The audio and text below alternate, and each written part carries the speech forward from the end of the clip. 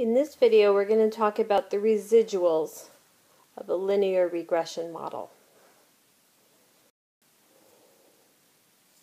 First of all, let's define it. A residual is the difference between an observed value of the response variable and the value predicted by the regression line. So we're only looking at the response variable, and it's the difference between what you saw in the real values that you put on your scatter plot and where the line crossed through at that x value. Okay, so you're looking at the difference in the y-coordinate from actual point on the scatter plot to point on the line of prediction. And then you can plot the residuals. So remember, the y and the y hat both have the same x value. So if you subtract y minus y hat, you get a value for residual that goes with a specific x value. And if you make ordered pairs out of those and make a scatter plot out of those, we call that a residual plot.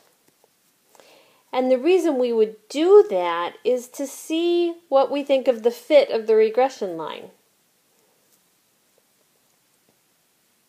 And what we're going to do is we're going to look for a random scatter around 0.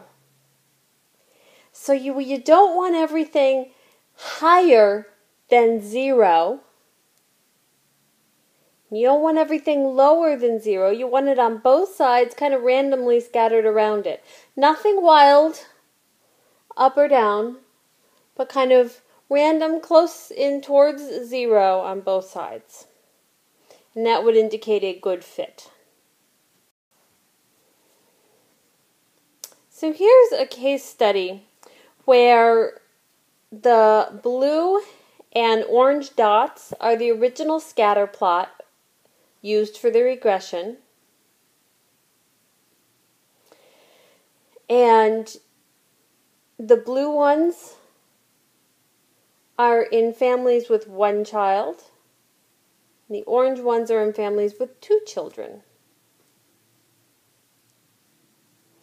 And you're looking at this thing called a Gesell adaptive score plotted against the age that a child was when they said their first word.